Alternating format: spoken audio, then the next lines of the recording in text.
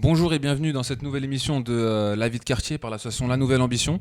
On continue notre série concernant les élections municipales et aujourd'hui on reçoit deux représentants de la liste démocratie représentative avec monsieur Raoul Mercier et Naïtadi Ouad. Abdelwad. Tout d'abord, ma toute première question, et Mounir, pardon, qui a l'habitude encore une fois d'être présent lors de nos vidéos. Première question concernant votre liste qui est relativement jeune. Est-ce que vous pouvez nous expliquer un peu d'où elle vient? On sait, enfin moi je sais, j'ai fait des petites recherches, je sais qu'elle vient du mouvement La Révolution en marche. Donc voilà, est-ce que vous pouvez nous expliquer un peu la genèse de votre parti? Je vais, dans un premier temps, laisser la parole sur ce plan à Abdel, et puis je vous expliquerai en quoi nous avons Avec rejoint plaisir. cette liste qui s'est constituée en deux phases. Ok, très bien. Alors, premièrement, comme vous l'avez dit, c'est l'émanation politique du mouvement La Révolution est en marche. Parce qu'en faisant des actions sur le terrain régulièrement, on s'est rendu compte que c'est bien, mais ça ne suffit pas. Donc, on a fait deux émanations. Il y a d'une part une association qui s'appelle Force Citoyenne, et de l'autre côté, la démocratie représentative, le parti politique, qui est dirigé par Omar Ndiaye, qui n'a pas pu venir, malheureusement. Mais en tout cas, on a créé cette liste et on s'est dit, il faut quand même, il faut qu'à un moment donné, on soit aussi présent. Le terrain, c'est bien, mais ça ne suffit pas. C'est même important, mais ça ne suffit pas. Du coup, on a présenté cette liste qu'on a appelée liste citoyenne et intergénérationnelle, qui est dirigée par Raoul Mercier. Alors, c'est là que j'interviens. Donc, dans un premier temps, il faut savoir que je travaillais, j'ai créé d'ailleurs le Cercle amical démocrate aulnésien, CADA, et qui avait pour vocation de faire des ateliers débats. On a fait pendant 5 ans. On a fait un travail considérable de rassembler ce que les Aulnésiens pouvaient donner comme appréciation pour véritablement arriver à ce que nous ayons un programme à soumettre à toutes les personnes, à tous les partis qui voulaient se présenter au municipal. C'était le but initial. Nous avons fait un bouquin qui s'est appelé « Servir Aulnay-sous-Bois ». Je le tiens à votre disposition. Je vous le remettrai à l'issue parce que c'est vraiment un travail d'orfèvre où nous avons expliqué ce qu'était la vie, vraiment la vie d'Aulnay-sous-Bois et ce que pouvait être une municipalité soucieuse d'une démocratie participative. Bon, ça c'est le passé. Et puis voilà que je rencontre dans le cadre de la préparation des municipales mon ami, celui qui est devenu mon ami, Adama Traoré. Il me raconte sa vie. Je lui dis, c'est merveilleux ce que tu fais, Adama, je t'encourage. Et tu vois, il me dit, mais je ne vous connais pas. Très bien. Je dis, moi j'écris. J'avais déjà fait 2 livres. Et je dis, mais Adama, moi je suis à ta disposition. Et nous avons fait ensemble le livre de Adama Traoré qui s'appelle « Je les accuse de désinformation ». Et Adama nous a raconté sa vie, sa jeunesse, et puis tout ce qui est le mouvement de la Révolution est en marche, et puis les grandes perspectives, le grand virage de sa vie, notamment après son pèlerinage à la Mecque. J'ai été séduit par autant d'authenticité, ému par l'éthique d'Adama. C'est quelqu'un qui met en pratique, avec une foi magnifique, ce qu'est la morale et ce que devrait être la vie en général. C'est l'amour du prochain. Et à partir de ce moment-là, j'ai dit, écoute Adama, je suis avec toi. Et à partir de ce moment-là, j'ai dit, écoute, tu veux faire une liste pour les municipales? Je viens avec toi et je viens avec mes amis qui le voudront bien. Et c'est ainsi que Adama m'a dit, on a besoin d'une tête de liste comme toi, qui a une expérience, qui sait nous transmettre sa compétence, son expérience. On a besoin de ça parce que nous, on a encore beaucoup à apprendre de toi. Et c'est donc de cette œuvre de transmission que s'est bâtie la liste. Alors cette liste-là est une liste essentiellement d'habitants d'Aulnay-sous-Bois qui n'ont jamais fait de politique. C'est une liste authentiquement participative. 40 personnes de notre liste n'ont jamais voté. Donc vous allez retrouver des gens que vous connaissez, qui habitent tous nos cités, et ceux-là ont décidé de se lancer, de prendre le taureau par les cornes, et en disant c'est aussi à nous d'être autour de la table au conseil municipal. Donc voilà, je vous ai raconté la genèse du parti La Démocratie. Et alors, bien entendu, nous l'avions dans un premier temps dit, c'est une liste citoyenne, donc c'est ce que je vous ai raconté, et intergénérationnelle, c'est-à-dire que les anciens comme moi, nous allons mettre le mouvement en marche, nous allons aider, et bien entendu, nous allons nous retirer immédiatement, une fois que les élections passées, pour laisser la place à nos jeunes. Pour moi, j'habite Sévigny, la grande tour qui a brûlé il n'y a pas tant longtemps. J'ai toujours été dans le milieu urbain, autour des copropriétés en souffrance. J'ai été maire adjoint et je me suis occupé de cela aussi. Et toute ma vie, je l'ai essayé de la consacrer aux autres. C'est dans ce sens que je me suis rencontré, éthiquement parlant, avec Adama. Très bien. Écoutez, merci déjà pour ces explications. Moi, ce que j'aimerais, c'est qu'on maintenant rentre un petit peu plus dans le vif du sujet concernant votre programme, entre guillemets. Dans les grandes lignes, on ne va pas rentrer dans le détail, mais dans les grandes lignes, sachant que déjà, vous êtes chacun un petit peu, vous avez responsable de thématiques. Vous, la sécurité et en gros, on s'est dit qu'il y aurait une dizaine de têtes de liste, hein, vous verrez, c'est un groupe. Et chacun de ces têtes de liste a un thème particulier qui lui est cher. Moi, je pense que Abdel, tu vas pouvoir mieux répondre que moi encore. Oui, moi, je me suis je suis 8e sur la culture. Moi, je pars du constat qu'à Aulnay, il y a plusieurs activités culturelles qui se font par différentes structures et par de manque d'expérience aussi. Je vois que certaines...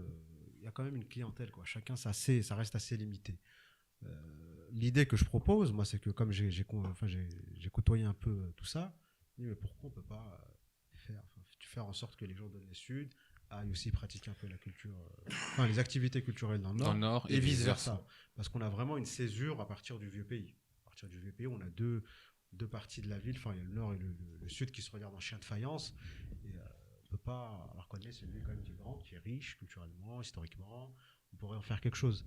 Et donc c'est pour ça que je propose, en tout cas je proposerais déjà moi c'est le festival Aulnay-Oud, moi je suis plutôt ciné mais j'aime bien le festival Aulnay-Oud, et je pense que ça pourrait en faire un phare au moins en Seine-Saint-Denis.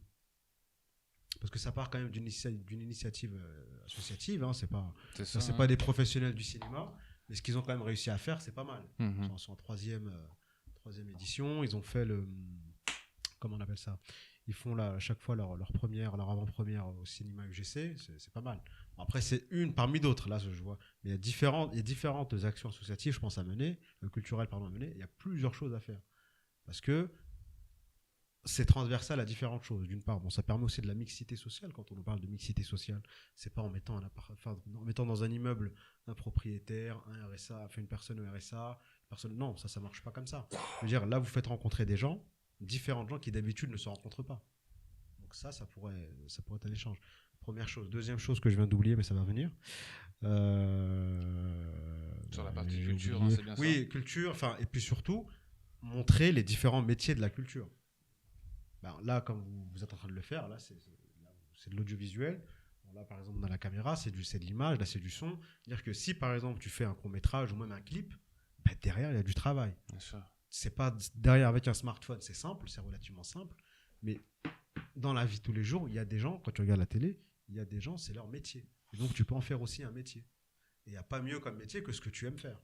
Donc, c'est aussi promouvoir, c'est faire de l'insertion économique ou dire, par exemple, je sais pas, faire une Est-ce que- convention. Et faire une sous quelle convention. forme vous le ferez concrètement? Faire une convention, c'est une convention avec Pôle emploi ou avec la mission locale, D'accord. etc. Et proposer des formations spécifiques au métier de la culture. Tout ça en faisant, je sais pas, moi, ça pourrait être je sais pas, un film, un court-métrage, un clip, un truc institutionnel, quelque chose, ça pourrait être une commande, une pub ou différentes choses et proposer aux gens dans un cadre professionnalisant. Et les faire travailler sur un projet Exactement, concret. faire travailler en disant voilà, à la fin de la formation, tu travailles pendant 20-25 heures par jour, tu t'inscris au chômage, tu t'es au RSA, etc. Mais de l'autre côté, souvent les jeunes les plus précaires, pas que les jeunes, hein, les gens de manière générale, on n'est pas focalisé non plus. C'est vrai que notre focus c'est le quartier nord, mais quand même, je veux dire, il n'y a pas que les quartiers nord. Et proposer aux gens, leur dire bah écoutez, voilà, vous avez un projet, voilà comment ça se passe. Il y a différents types de formations, le son, l'image, l'écriture, ce que vous voulez.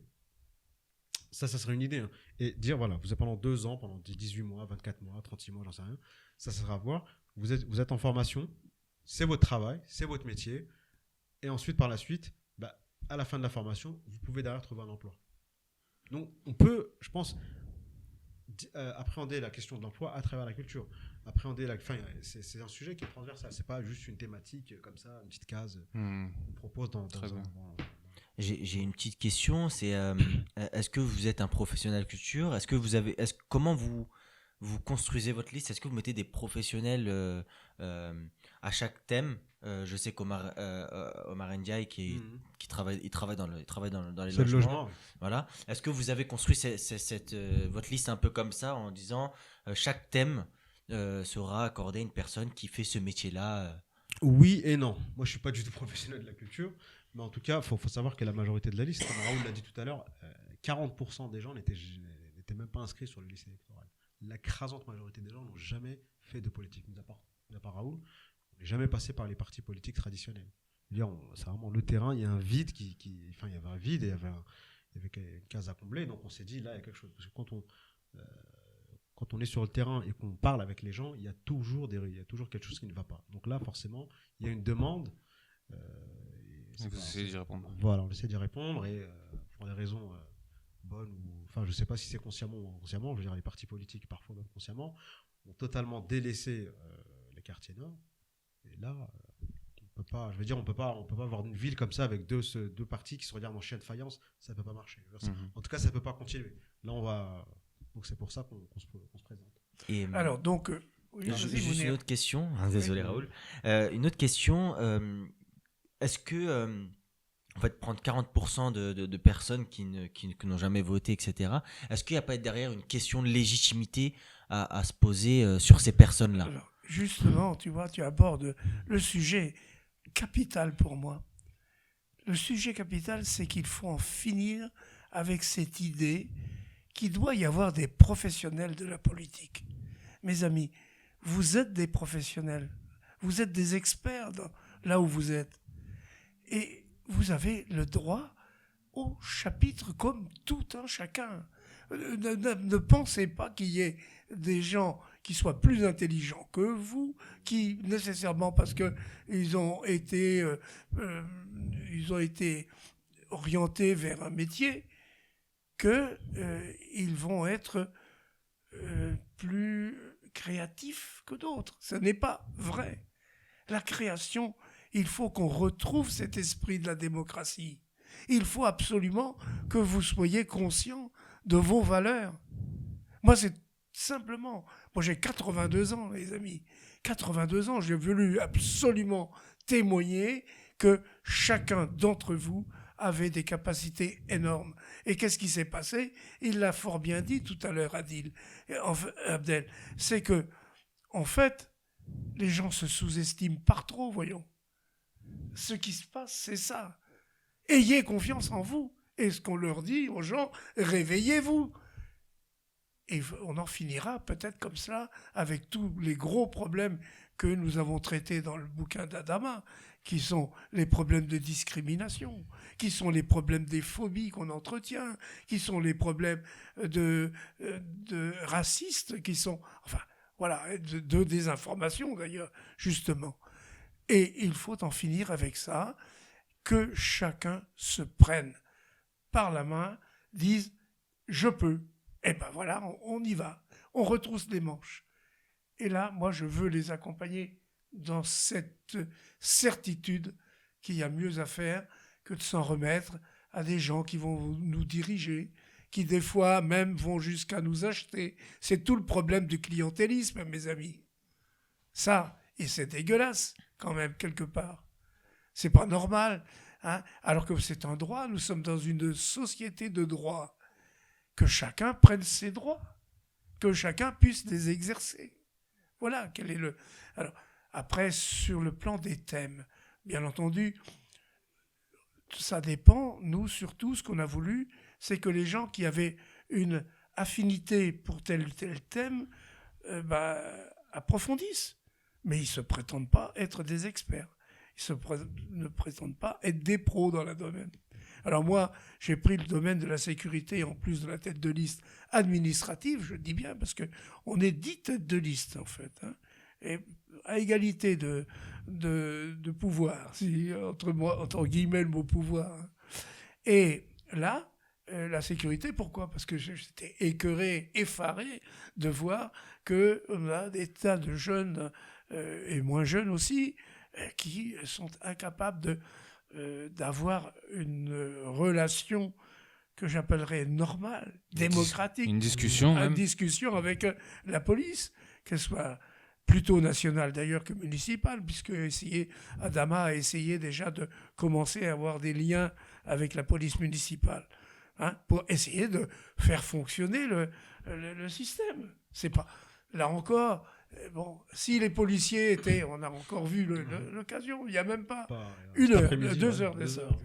Les policiers qui sont intervenus maussadement, agressivement, on peut dire circuler gentiment, et puis on obtient le même... Non, ils font imposer d'une façon trop autoritaire. Est-ce qu'on ne peut pas créer, mes amis, ensemble, les conditions d'un dialogue ? Un dialogue, c'est tout simple. Où on a le respect, où je te respecte infiniment, où dans le même temps tu dis, et c'est peut-être, on peut s'enrichir l'un de l'autre. Moi j'ai une belle formule de Saint-Exupéry qui dit ceci: si frère, si tu penses différemment de moi, loin de me nuire, tu m'enrichis. C'est ça qu'il faut cultiver. Et on ne sait pas dialoguer, on ne sait plus dialoguer. On a uniquement une conception pyramidale, verticale. Il faut qu'on aille dans l'horizontalité. Il n'y a personne qui a... Si tu permets, vas-y. La démocratie, c'est pas un régime de compétences. Il n'y a pas un diplôme spécifique pour faire député ou pour faire président de famille. Non. On a des droits, tout le monde a égalité. Non, bien sûr, surtout, quand on parle avec les gens, on se rend compte que certaines décisions qui sont prises par nos politiques, les gens se disent, mais attendez, on n'a même pas été consultés. Et surtout, ils ramènent les bonnes solutions pour une raison toute bête, c'est l'expérience quotidienne. Et surtout, les gens ont du bon sens. Il faut arrêter de prendre les gens pour des couillons. Des cons, je veux dire, les gens ne sont pas bêtes. Non, ça je suis totalement d'accord, mais je pose la question parce que très simplement, politique veut dire gérer la vie de sa cité. Oui. Comment, je me pose vraiment la question, mais comment on peut gérer la vie de sa cité si on ne connaît pas le domaine ? Encore une fois, c'est pour ça que je posais la question. Omar Ndiaye travaille dans le logement, il a toute légitimité de traiter des politiques du logement. C'est là où ma question elle était. Oui, alors je vais redire deux mots. Hein. Mais il a aussi toute vocation, Omar, pour s'occuper de culture. Tu vois, comme vous avez... Oui, bien sûr, c'est pas incompatible. Encore une fois, c'est pas un régime de compétences. C'est pas un régime de compétences. Il faut bien avoir ça à l'esprit. C'est pas parce que Omar travaille effectivement au service à l'OPH de la ville qu'il peut s'occuper que de ça. Je veux dire, ça serait le réduire. Non, bien sûr. Ça serait le réduire à... thématique logement. Non, Omar peut faire tout autre chose. Il peut très bien bien sûr. adjoint service. Mais je le trouve, de mon point de vue, je le trouve. Moi, si on me demande. J'ai bien compris ton problème. J'ai bien compris la question. Je trouve, que c'est un professionnel. Par contre, tu vois, il y a une chose. Par contre, lui, Omar, il va nous enrichir tous de sa compétence dans le logement. Mais nous, on va l'enrichir de notre compétence. Oui, bien sûr, dans bien d'autres sûr. domaines. Moi, je Ah. t'ai parlé d'avoir fait le livre avec Atama. Bon, j'ai une compétence, on parlait de culture. Enfin, s'il y a des ateliers d'écriture, je vais être là pour apporter ma plume, mais en même temps, pas ma plume pour écrire à la place des autres, mais pour leur dire, tiens, là, peut-être qu'il y a une tournure à trouver. Enfin, c'est ça le fait de partage. Bien sûr. Il faut que nous soyons dans une société qui sorte de cette idée technocratique. J'ai une dernière question. Vas-y, Mounir. On sait que en fait, le maire est élu par le premier conseil municipal. Oui, Ouais. Vu que vous avez une tête de liste administrative, Oui. comment allez-vous élire le maire de votre liste si vous êtes Alors, élu? là, ici, Vu que là- vous avez 10 là personnes, encore, 10 si personnes. tu veux, c'est une très bonne question que tu poses. Comment veux-tu que ça soit autrement que par le dialogue? On en parle. Quel est celui qui nous semble le plus apte? Quel est celui qui le veut davantage? Parce qu'il y a une question aussi de motivation, volonté, hein. de volonté. Bien tu sûr. sais. On n'échappe pas, vous qui êtes jeune et qui êtes en plein démarrage de la vie, l'atout majeur dans ta vie, c'est la détermination. Rien n'est impossible, mes amis. Rien. Vous avez une capacité énorme. Allez-y, foncez, dites-vous que rien ne peut vous arrêter. Ça, si je peux vous avoir apporté au travers de notre entretien cette idée-là, hein, c'est le vieux qui vous parle là, et moi je ne suis pas me présenter pour dire j'ai un titre ou quoi que ce soit. Et je ne me vois pas du tout dans des fonctions de maire. Je ne durerai pas longtemps de toute façon, hein, mais je vais essayer au maximum de déclencher la meilleure solution possible et de faire émerger celui qui serait le plus apte à être le meilleur maire, pas pour lui, pas pour mon équipe, pour la municipalité d'Aulnay-sous-Bois. Il faut en finir à Aulnay-sous-Bois avec cette idée. Et Abdel l'avait bien dit. On ne peut plus avoir une grande ville comme la nôtre qui soit partagée en deux. La première chose que nous avons, alors, en dehors d'un programme technique, c'est de dire cette ville souffre de 3 mots. 1, elle souffre de désunion. Donc on veut l'union de tous les Aulnaysiens. Par exemple, l'union est sans esprit de racisme. Quand même, franchement, on le voit avec l'évolution du Rassemblement national et tout ça. Il y a quand même des gens qui veulent exclure les gens qui sont des Français comme eux, et ils veulent pas les reconnaître, ils veulent en faire des sous-français ou je sais pas quoi, parce que ils sont pas des Gaulois. Mais ça, c'est stupide, incroyable. C'est une bêtise totale. Et est-ce qu'on est capable de rassembler dans ce pays? C'est ça. Donc, Aulnay, je reviens, l'union. Après, qu'est-ce qu'il faut? La justice. C'est pas normal qu'il y ait des gens qui soient maltraités. La justice, ça veut dire un peu aussi égalité. Et puis, après, la fraternité. La fraternité, c'est quand même quelque chose de très important. Qu'ensemble, nous soyons solidaires pour bâtir une ville où tout le monde va se sentir accepté d'abord, et puis va se sentir utile après. Et alors, c'est là intervient la notion d'intergénérationnel. Tout d'un coup, on décide que les vieux, ils sont plus bons qu'aller à l'hospice. Je me permets de vous couper Une encore connerie. 30 dernières secondes. Oui, ils sont utiles socialement parlant. Il faut aller les chercher en disant, mais vous allez être là pour nos petits-enfants, les garder. Enfin, voilà, quelque chose comme c'est bien dans cet esprit-là que nous avons fait cette liste. Hein. Essayez de réunir, de rassembler Aulnay-sous-Bois dans ce qui fait sa division actuellement. Et surtout mettre en place, à travers cette liste, condition de la démocratie. de l'école. Dire, c'est pas, on est aulnésien, après on peut pas avoir des désaccords politiques, mais on est ensemble, quoi. C'est tout ça. Enfin, l'idée, elle est bête, hein. C'est tout con. Hein. C'est vraiment ça. Il y a un gros travail qui sera fait sur l'éducation, mais on va pas le faire en 20 minutes. Hein. Oui, bien sûr, Je oui. vous En l'avais effet, dit. vous avez parlé de la sécurité, entre autres, Oui. entre autres, et de la culture, mais en effet, il y a d'autres deux points qui sont abordés. Tu parlais avec Omar Ndiaye, le logement, Oui. l'éducation, une L'éducation, thématique c'est- sur le socio-économique, la Oui, santé, bien etc. sûr, Donc il y la a pas mal de santé, points qui sont abordés dedans. Donc, un gros travail sur ce qui fait l'injustice, hein, notamment le traitement qu'on inflige aux handicapés. Hein, les handicapés. Enfin, il y a des handicapés qui peuvent être véritablement utiles à leur société, on Bien peut sûr. pas, et qu'on délaisse là aussi, mais Bien sûr. c'est d'une bêtise incroyable. De toute manière, vous distribuez votre programme, je pense, dans les Alors, marchés et auprès dans les oui. bâtiments, etc. On a la possibilité de le retrouver peut-être sur les Voilà, réseaux vous allez sociaux aussi. avoir, nous allons faire une grande journée de mobilisation, nous serons une centaine sur le terrain le 11, Le 11 mars. Ok. Et là, vous allez avoir un livret qui est de 30 pages où vous avez toute L'explication de du notre programme, de votre liste. Ok. Ah, là aussi, on a fait un petit peu, tu vois, comme tout le monde. Mais au moins pour avoir ce crédit que notre liste n'est pas seulement de bonnes intentions, mais aussi de choses concrètes.